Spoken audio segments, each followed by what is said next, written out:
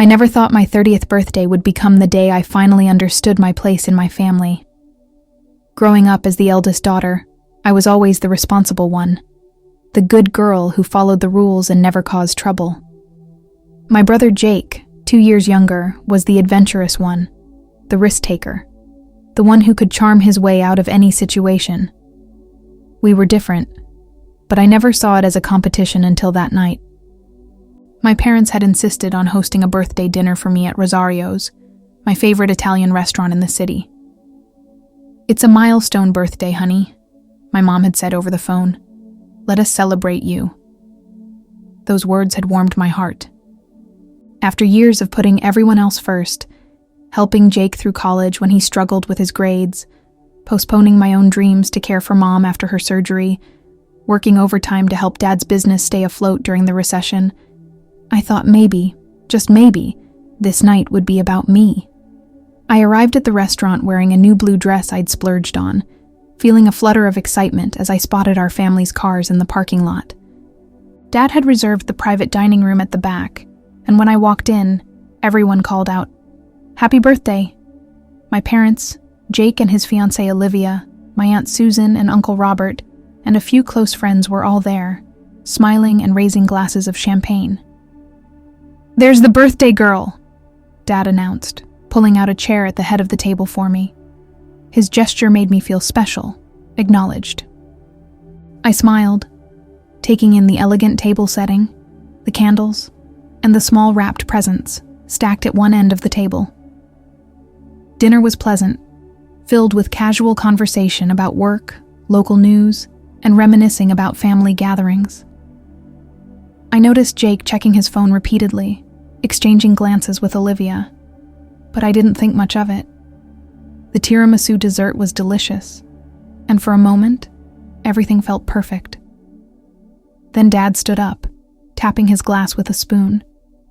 The room quieted, and he cleared his throat. I felt a warmth spread through my chest, anticipating his birthday toast. "I want to thank everyone for coming tonight," Dad began, his voice carrying that familiar, authoritative tone he used for important announcements. "As you know, we're here to celebrate a special occasion." I smiled, feeling the attention of the room on me. "Life is full of milestones," he continued, "and as parents, nothing makes us prouder than seeing our children reach them." His gaze shifted slightly, no longer looking at me but just past my shoulder. "And today, I have some extraordinary news to share." A small crease formed between my brows. Something in his tone had shifted. "Jake and Olivia have been engaged for 6 months now, and they've been working hard, saving up for their future together." My smile froze. Why was he talking about Jake at my birthday dinner? Dad's face broke into a broad grin as he turned toward my brother.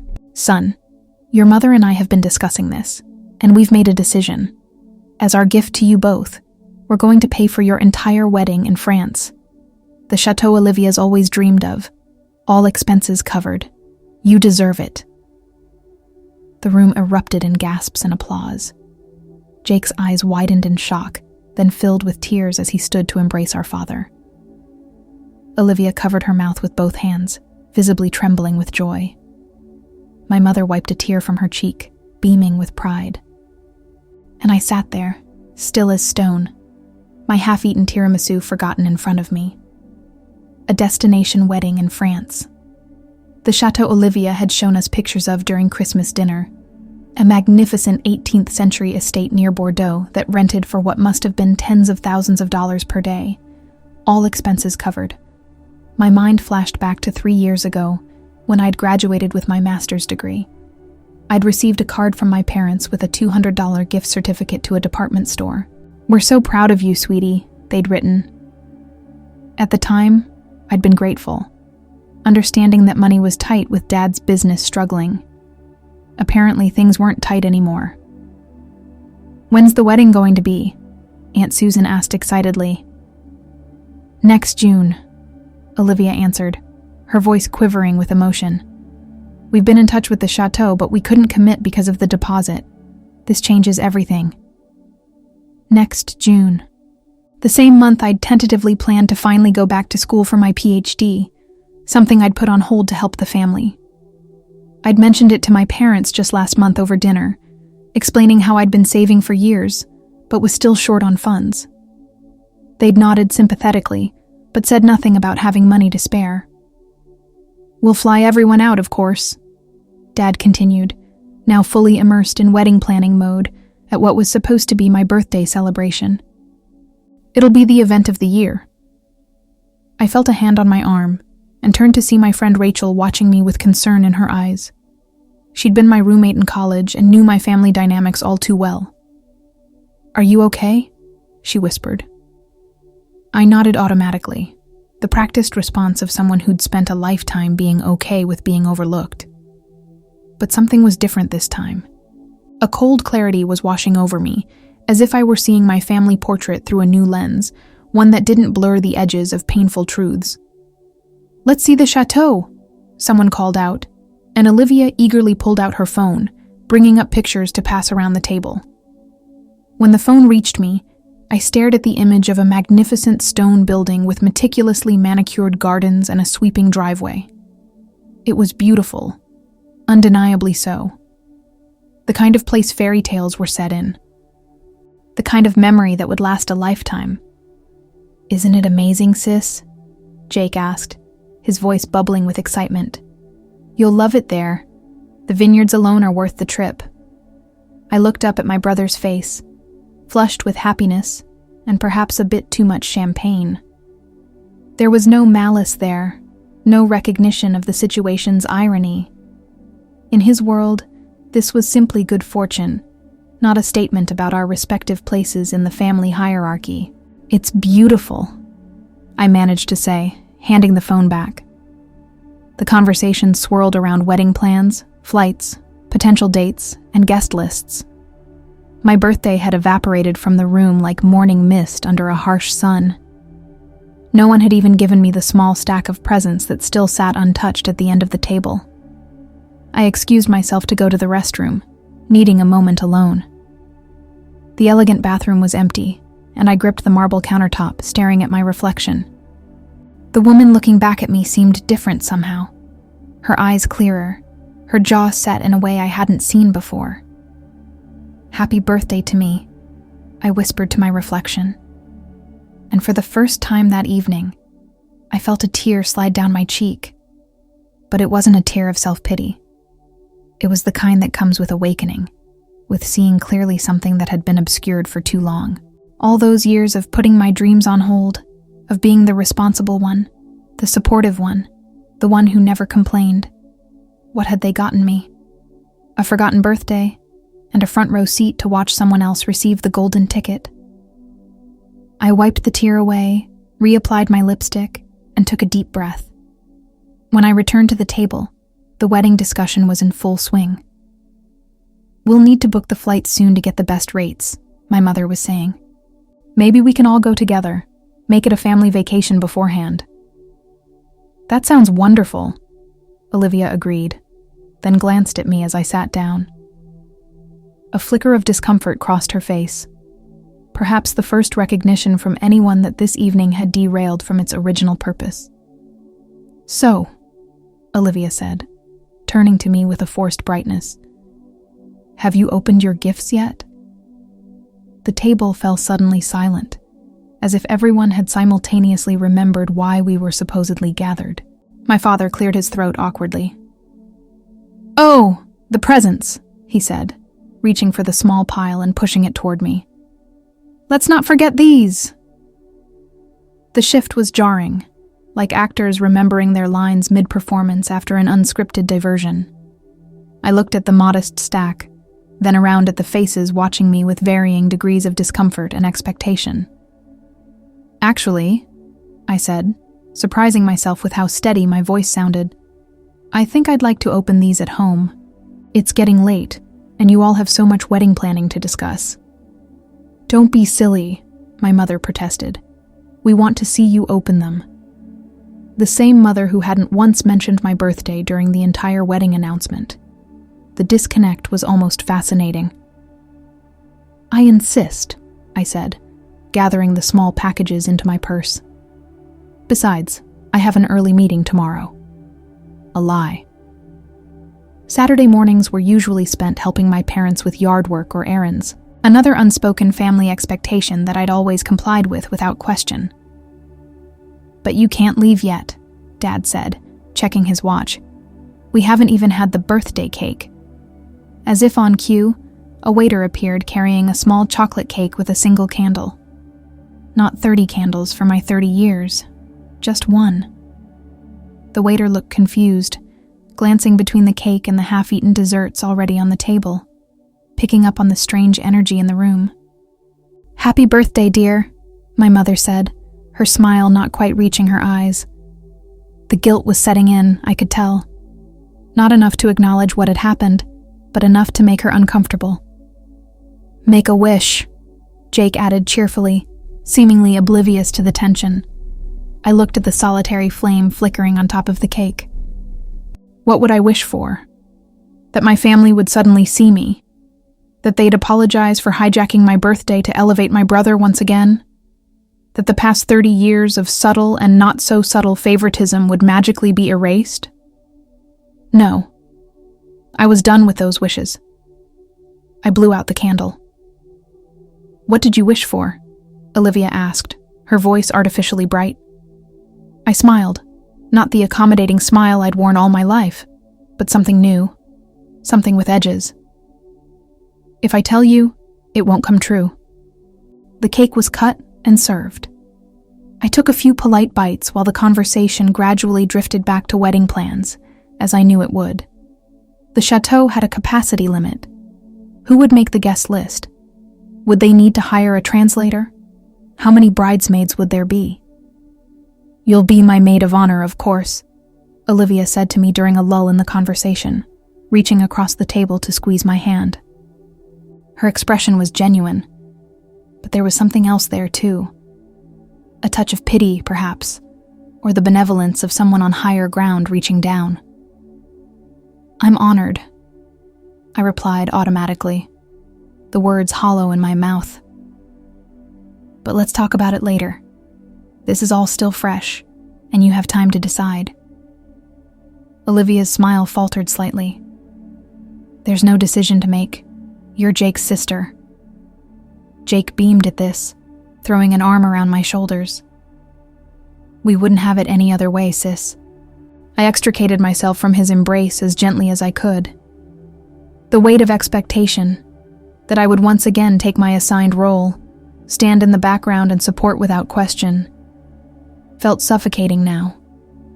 For 30 years, I'd accepted these terms without examination. Tonight, something had shifted irrevocably. "I should really get going," I said, standing up and gathering my purse and the small stack of presents. "Thank you for dinner, and congratulations, Jake and Olivia. The chateau looks beautiful." "I'll walk you out," Rachel said, standing quickly. She knew me well enough to read between the lines. My parents exchanged glances. "But it's your birthday celebration," my mother protested weakly. "Was it?" I asked quietly, the question hanging in the air between us. Dad's brow furrowed.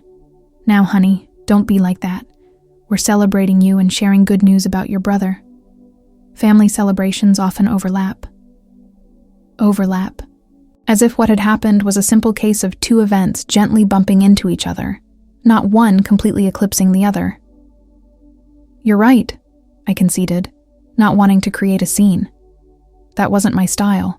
Never had been. "And it's been lovely, but I really do need to go." Goodbyes were awkward, perfunctory hugs, promises to call tomorrow, Jake's slightly confused expression as he tried to decipher my mood. In his world, everything was perfect. Why wouldn't I be thrilled about his good fortune? Outside in the parking lot, Rachel linked her arm through mine. "That was brutal," she said once we were out of earshot. "Are you really okay?" The night air was cool against my skin, a welcome relief after the stifling atmosphere inside. Stars dotted the clear sky above us, indifferent to the small human dramas playing out below. "You know what's strange?" I said, my voice calm despite the storm of emotions inside me. "I actually am okay. Better than okay. I feel like I've finally woken up from a long sleep." Rachel squeezed my arm. "What are you going to do?" I stopped beside my car, looking back at the warm glow of the restaurant windows. Through them, I could see my family laughing, already fully reabsorbed in wedding discussions. My absence had barely created a ripple. "I'm going to change the rules," I said simply. "What does that mean?" Rachel asked, concern evident in her voice. I unlocked my car door, placing the small stack of birthday presents on the passenger seat. "It means I'm done putting myself last, done postponing my PhD for family obligations, done spending my Saturdays doing my parents' chores while Jake sleeps in, done pretending this is all normal and fair." "Good for you," Rachel said with feeling. "But will you tell them? Have that big confrontation scene?" I shook my head, a small smile playing at my lips. "No. Words won't change anything. They'd just explain it away, make me feel oversensitive. I'm going to show them instead." "Show them how?" "By prioritizing myself for once. Starting now." I hugged Rachel goodbye and got into my car. As I drove away from the restaurant, instead of the sadness or anger I might have expected, I felt strangely lightened, as if I'd set down a heavy burden I'd been carrying for years, without realizing its weight. My phone buzzed with a text from my mother. "Sorry about tonight, sweetie. You know how excited your father gets about Jake's milestones. We'll make it up to you. Brunch tomorrow? XO." Brunch tomorrow, where they'd probably talk more about the wedding plans and expect me to listen enthusiastically, where they might give me a belated birthday card with a modest check inside, nowhere near the cost of a French chateau wedding, of course, but something they'd consider generous, where I'd be expected to forgive and forget, as I always did. I didn't respond to the text. When I got home, I didn't immediately open the small stack of presents. Instead, I opened my laptop and navigated to my university's PhD application page. The deadline for next fall's admission was in 2 weeks. I'd been hesitating, telling myself I needed to save more money first, that the timing wasn't right because of family obligations. No more hesitation. I started filling out the form. My phone buzzed again. Jake this time. "Hey sis, did you leave early? Mom says you're upset. Everything okay?" I looked at the message for a long moment, then set the phone down without replying. For once, my brother could wait. My priorities were shifting, rearranging themselves into a new configuration where my needs didn't automatically come last. After completing and submitting the PhD application, I finally opened my birthday presents. A scarf from Aunt Susan and Uncle Robert. A gift card for a bookstore from my friends. A framed photo of our family from my parents, taken at Christmas last year. All of us smiling, arms around each other, the perfect picture of family harmony. I studied the photo, seeing beyond the smiles now to the underlying dynamics that had shaped our family for decades. The subtle ways my parents positioned themselves closer to Jake. The hand on his shoulder, the proud tilt of their heads when they looked at him. I didn't throw the picture away. Instead, I placed it on my bookshelf as a reminder, not of family warmth, but of the clarity I'd gained tonight. A bookmark for the page where the old chapter of my life ended, and a new one began. My phone buzzed a third time as I was getting ready for bed. Dad now. Your mother's worried about you. Call us when you get this. For the first time in my life, I turned my phone off completely instead of responding to my father's summons. Tomorrow would bring their confusion, their concern that quickly morphed into irritation when their expectations weren't met. There would be discussions about my attitude, subtle guilt trips, reminders of all they'd done for me. But tonight, in the quiet of my apartment, I made a promise to myself. I would no longer shrink to fit into the space they'd allocated for me in the family picture. I would expand into my full self, even if that meant redrawing the boundaries of our relationships. As I drifted off to sleep, I thought about the single candle on my birthday cake and the wish I'd made when I blew it out. Not for my family to change. I couldn't control that. But for the courage to change myself, to value my own dreams with the same fervor my parents valued Jake's. And for the first time in years, I felt hopeful that this birthday wish might actually come true. I woke the next morning to the insistent ring of my doorbell. Sunlight streamed through the blinds I'd forgotten to close the night before, and my phone, still turned off from last night, sat silently on my nightstand. A glance at the clock told me it was just past 8 a.m. Saturday morning, when I would typically already be at my parents' house, helping Mom with her garden or organizing Dad's garage. The doorbell rang again, followed by knocking. I wrapped myself in a robe and made my way to the door, already knowing who I'd find on the other side. "There you are!" My mother's voice was filled with equal parts relief and irritation as I opened the door. She stood there in her gardening clothes, a tote bag of muffins in one hand. Behind her, my father waited with his arms crossed, his expression a mixture of concern and annoyance. "We've been calling all night and morning. Why is your phone off?" I stepped back to let them in, suddenly aware of how unusual this moment was. In our family's unwritten rulebook, I was the one who showed up when called, not the other way around. "I turned it off before bed," I said simply. I was tired. My parents exchanged a look I knew well, the one that said, "She's being difficult." It was the same look they exchanged when, at 15, I'd asked for singing lessons instead of agreeing to join the debate team like Jake. Or when I chose a state university with a strong arts program over the Ivy League schools they'd preferred. "We were worried," Dad said, his tone making it clear that my actions had inconvenienced them. "After you left so abruptly last night, and then not answering your phone." "I'm fine," I assured them, taking the bag of muffins from my mother and heading to the kitchen. "Would you like coffee?"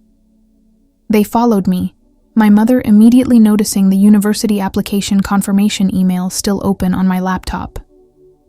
"What's this?" she asked, peering at the screen. "You're applying for a PhD program? When were you going to tell us?" I measured coffee grounds into the filter, keeping my movements deliberate and calm. "I'm telling you now." "But this says you've already submitted it," Dad pointed out, moving closer to read over Mom's shoulder. "Applied for financial aid too, I see." "Yes," I confirmed, turning on the coffee maker. "I submitted it last night." Another exchanged glance between my parents. My mother closed my laptop with a gentle snap, as if closing the subject along with it. "Honey, we've talked about this," she said, her voice taking on the patient tone she used when explaining things to someone who didn't quite understand. "Graduate school is a wonderful goal, but the timing isn't right. With Jake's wedding coming up, we'll all need to focus on that. And you know how tight finances have been." I almost laughed at that last part, but managed to keep my expression neutral. "Tight finances? Right. Except for the chateau in France." My father's posture stiffened. "That's different. A wedding is a once-in-a-lifetime event." "And my education isn't?" I asked, pouring the now-brewed coffee into 3 mugs. "Of course it is, but you've already got your master's," Mom reasoned. "You've got a good job. Jake and Olivia are just starting out." Jake, at 28, was indeed just starting out, after changing majors 3 times, taking a year off to find himself in Southeast Asia, funded by our parents, and working his way through a series of jobs he deemed too restricting.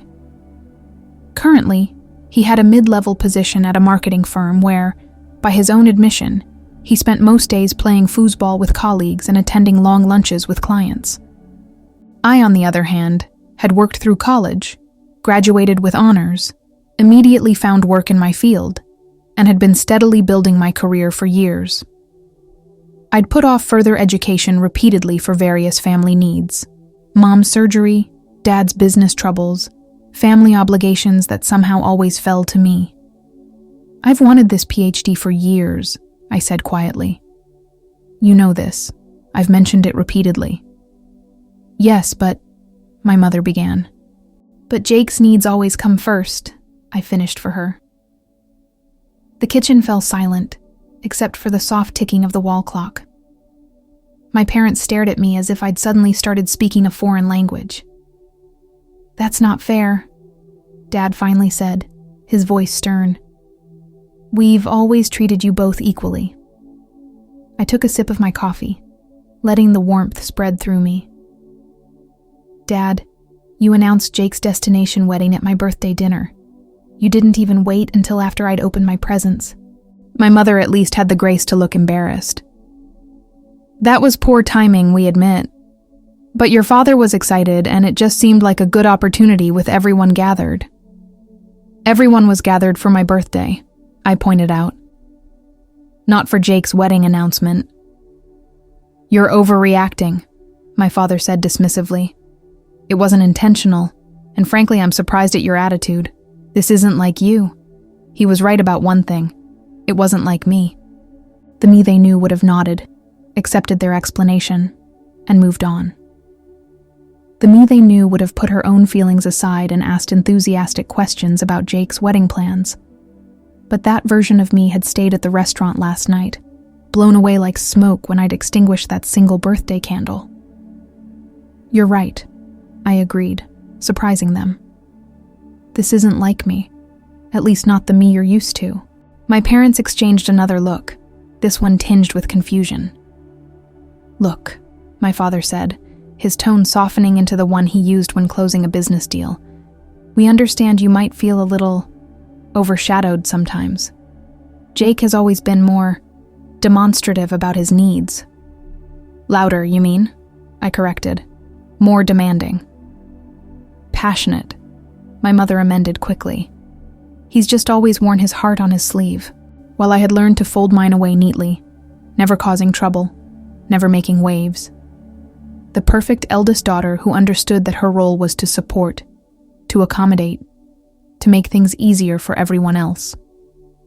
We love you both equally, Dad continued, reaching across the counter to pat my hand.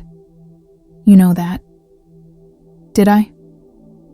I thought about the chateau in France versus the $200 gift card for my master's degree. The way they'd paid Jake's rent during his finding himself phase but had been too tight financially to help when my car broke down last year.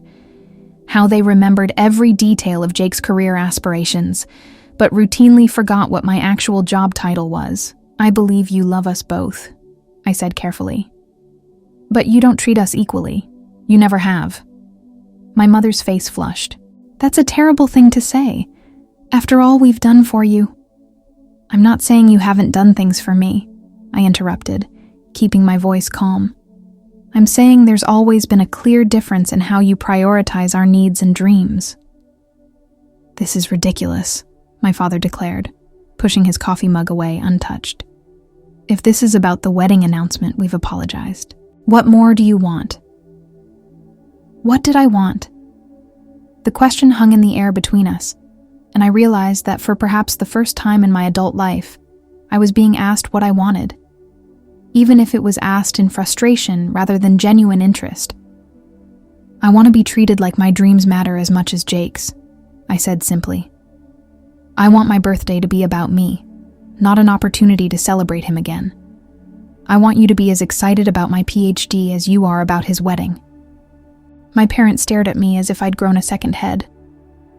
And, I continued, finding strength in finally articulating these long-buried feelings, I want you to understand that I won't be available every Saturday to help around your house anymore. I'll be focusing on my studies and my own life. But we count on your help, my mother protested. Your father's back isn't what it used to be. And the yard.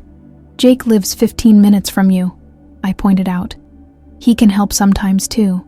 Jake works hard during the week, Dad said automatically. He needs his weekends to recharge. And I don't? I asked, raising an eyebrow. The silence that followed was telling. They genuinely hadn't considered that I, too, might need time to rest, to pursue my own interests, to simply exist as something other than their reliable helper. Besides, I added, now he'll have Olivia to help as well. My mother's expression shifted suddenly. Oh, that reminds me. Olivia wants to meet for coffee this afternoon to discuss bridesmaid dresses. She's thinking pale blue for you, to complement your skin tone. And just like that, she attempted to steer the conversation back to familiar, comfortable territory. Jake's wedding, my supporting role. I can't today, I said, surprising both them and myself. I have plans. What plans? Mom asked, clearly skeptical. Personal ones, I replied, not elaborating. In truth, I had nothing scheduled, but the idea had just formed in my mind. A day entirely for myself, answering to no one. Perhaps I'd visit that art exhibit I'd been wanting to see, or take a long walk in the botanical gardens, or simply read a book in a cafe without checking my phone every few minutes for family requests. This isn't like you, my father repeated, his brow furrowed in genuine confusion. Is something else going on? Are you seeing someone new? The implication being that only a romantic interest could justify my sudden assertion of independence. Not my own desires, not my own needs. Only the influence of another person would explain this change. No, I said, allowing myself a small smile. I'm just finally seeing myself clearly. My cryptic response didn't satisfy them, but they seemed to realize they weren't going to get the answers they wanted today. My mother sighed dramatically, picking up her untouched muffin. Well, I suppose we should go then. Jake and Olivia are coming over for brunch to continue the wedding discussions. You're sure you won't join us? I'm sure, I confirmed, walking them to the door. Send them my love. At the doorway, my father turned back, his expression serious. This isn't the end of this conversation. We need to talk about your concerns. And this PhD program, have you really thought it through? The timing with the wedding, the finances. I've thought it through for years, Dad, I said gently. Every time I put it off for a family need or obligation, I thought it through again. I'm done waiting.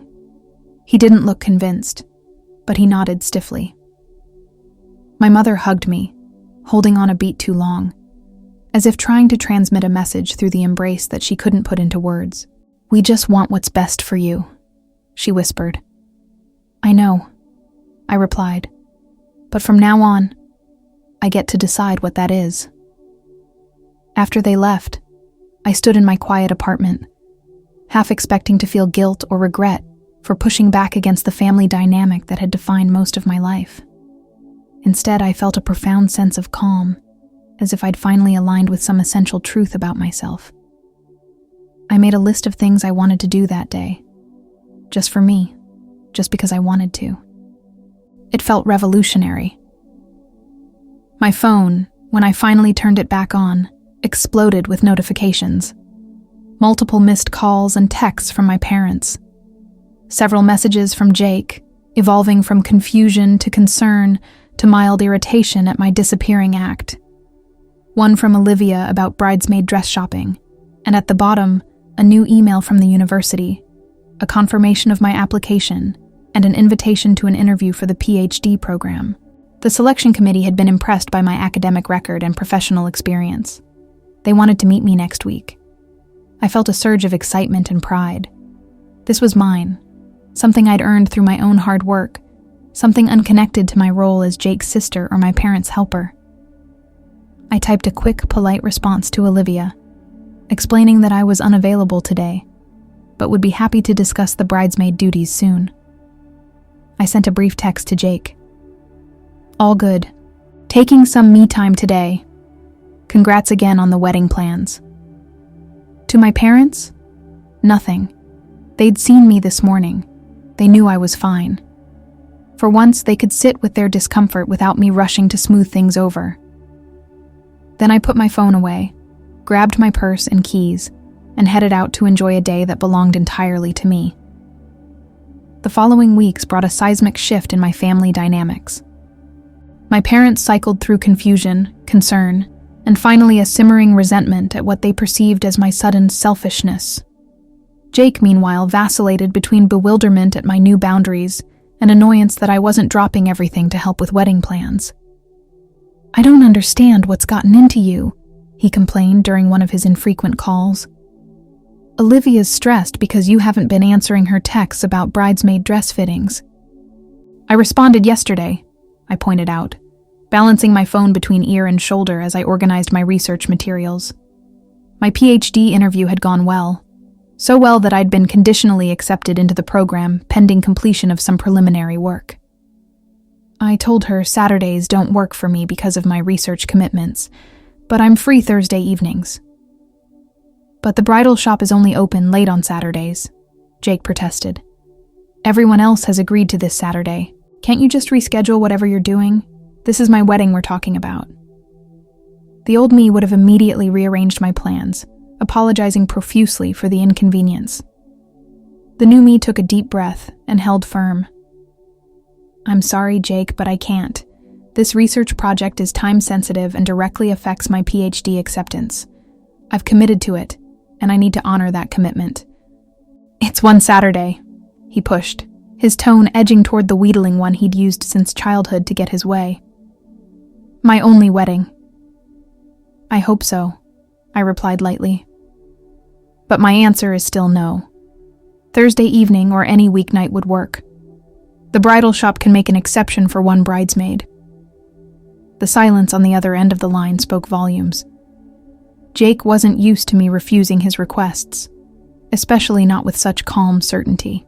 "Is this about what happened at your birthday?" he finally asked. "Because if you're still upset about that—" "This isn't about my birthday," I interrupted, though in some ways, of course, it was. "This is about me prioritizing my commitments and needs, just like you prioritize yours." "But it's not the same," Jake insisted. "A wedding is a once-in-a-lifetime event. Yes, Dad's mentioned that repeatedly." Another silence. "You've changed," he said eventually, his voice smaller now. "I've grown," I corrected gently. "There's a difference." After we hung up, I returned to my research with a focus that had eluded me for years. Without the constant interruptions of family demands, I found myself able to immerse fully in my work. It was exhilarating. The following week brought an unexpected visitor to my apartment, Olivia, arriving unannounced on Thursday evening with a stack of bridal magazines and fabric swatches. "Since you couldn't make it to the shop, I brought the shop to you," she announced, sweeping past me into the living room. "Jake said you've been really busy with some research thing, but this won't take long." I was surprised, but not displeased. This was actually a considerate gesture, working around my schedule rather than expecting me to work around hers. "Thank you," I said sincerely, clearing space on the coffee table. "I appreciate your flexibility." Olivia gave me a curious look as she arranged her materials. "You know, I almost didn't recognize your voice on the phone the other day. You sounded different." "Different how?" I asked, genuinely interested. She tilted her head, considering. "More certain, I guess. Usually you have this apologetic tone, even when you're just stating facts, like you're sorry for taking up space or something." Her observation startled me. Was that how I'd come across to others? As someone perpetually apologizing for my own existence? "Anyway," Olivia continued, spreading out color swatches, "I've narrowed it down to these 3 blues. Jake mentioned you'd probably want the most muted one since you don't like drawing attention to yourself, but honestly, I think the brighter one would look amazing with your coloring." I studied the swatches, noting that in the past, I would indeed have automatically chosen the most subdued option, not because I preferred it, but because I'd been conditioned to take up as little space as possible in any situation where Jake might shine. "Actually," I said, pointing to the vibrant azure, "I like this one." Olivia's eyebrows shot up in surprise before she grinned. "Really? That's my favorite too. I just didn't think you'd go for it." As we continued discussing wedding details, I found myself warming to Olivia in a way I hadn't before. Without the pressure to be the perfect accommodating sister, I could actually enjoy the planning process and offer genuine input rather than just nodding along. "Can I ask you something?" Olivia said as we finished up, her tone suddenly serious. "And please be honest." I nodded, curious. "Are you okay with being my maid of honor? Because ever since your birthday dinner, things have felt different. And if you'd rather not, I would understand." The question caught me off guard. In our family, declining such a role would have been unthinkable, a declaration of war rather than a personal choice. "I'm honored that you asked me," I said carefully, "and I'm happy to stand beside you on your wedding day. But I need you to understand that while I'll be there for the important things, I won't be able to drop everything whenever there's a wedding crisis. My PhD program starts in the fall, and it needs to be a priority for me." Olivia nodded slowly. "That seems fair. And congratulations, by the way. Jake mentioned you got accepted to the program. That's a big deal." "Thank you," I said, a little surprised that Jake had shared this news with her, given his apparent dismissal of its importance. "He's proud of you, you know," she added, as if reading my thoughts. "He just doesn't always know how to show it when it's not about him." I laughed softly. That's an accurate assessment of my brother. After Olivia left, I felt a small seed of hope that perhaps some relationships in my family could evolve rather than break under the pressure of my changing boundaries. It wouldn't be easy or quick, but it seemed possible. My parents proved to be a more difficult adjustment. The Saturday after Olivia's visit, I received a call from my mother. "Your father's thrown his back out moving those heavy flower pots," she said without preamble. "We need you to come over and help finish the garden work. The landscapers aren't available until next week." In the past, I would have immediately grabbed my keys and headed over. Today, I paused. "I'm sorry to hear about Dad's back," I said sincerely. "But I can't come over today. I have an important meeting with my research advisor in an hour." "Can't you reschedule?" Mom asked, her tone making it clear she expected me to do exactly that. "This is important." "So is my meeting," I countered. "Have you called Jake?" "Jake and Olivia are meeting with the travel agent about the wedding flights," she replied, as if this explained everything. "I see. So his wedding planning takes priority over your garden, but my PhD research doesn't." The silence on the other end of the line was deafening. "That's not fair," she finally said, echoing my father's words from weeks ago. "Actually, Mom, it's exactly fair. That's the point." After another moment of silence, she sighed heavily. "I don't know what's happened to you. You used to be so helpful." "I'm still helpful," I assured her. "I'm just not exclusively at your disposal anymore. I can come by tomorrow afternoon if that works. Or you could call a neighborhood teenager to earn some extra money." "Never mind," she said stiffly. "We'll figure something out." True to her word, they did figure something out, though not in the way I'd expected. When I drove past their house the next day, deliberately, I admit, curious about the garden situation, I was shocked to see Jake in old clothes, digging in the flower beds while my father supervised from a lawn chair. I slowed down, watching this unprecedented scene through my car window. Jake noticed me and waved, his expression a mix of exasperation and something that might have been grudging respect. I waved back, unable to suppress a smile as I continued driving. It was a small change, but a significant one. The weeks leading up to Jake's wedding continued to bring adjustments to our family dynamic. There were difficult moments, tense family dinners where my parents still struggled to show interest in my PhD preparations, while lavishing attention on every minor detail of Jake's wedding. There were guilt trips, some subtle and others blatant. There were times when my resolve wavered, when the weight of lifelong conditioning threatened to pull me back into old patterns. But there were also breakthroughs. Like when my father called specifically to ask about my research, listening with genuine curiosity as I explained my thesis focus.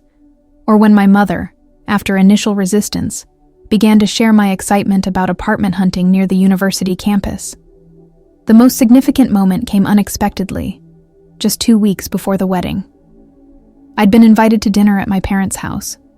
A special family dinner, my mother had called it, offering no further details. When I arrived, the dining room table was set elegantly with the good china we used only for holidays.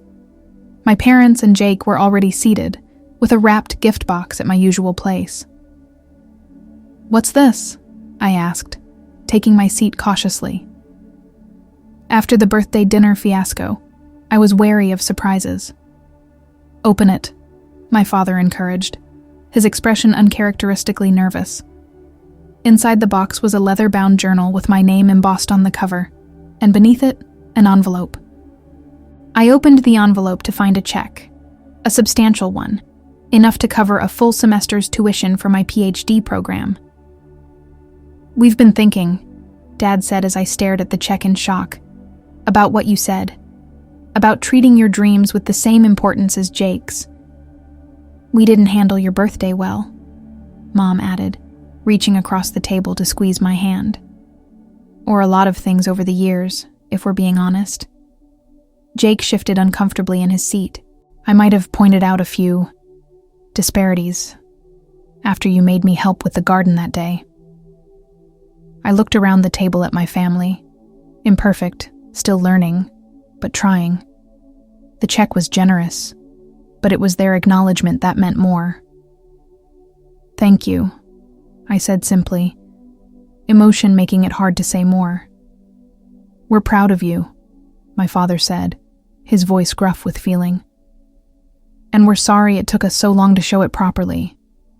That night, as I drove home from my parents' house, I thought about how much had changed since my birthday dinner just a few months ago. I hadn't set out to reform my family or teach them a lesson. I had simply decided to value myself as much as they valued Jake, to take up the space I deserved in my own life. The results weren't perfect. Old habits still surfaced. My mother still occasionally forgot that I couldn't drop everything to help with household tasks. My father still talked about Jake's career achievements before asking about mine. But progress was undeniable.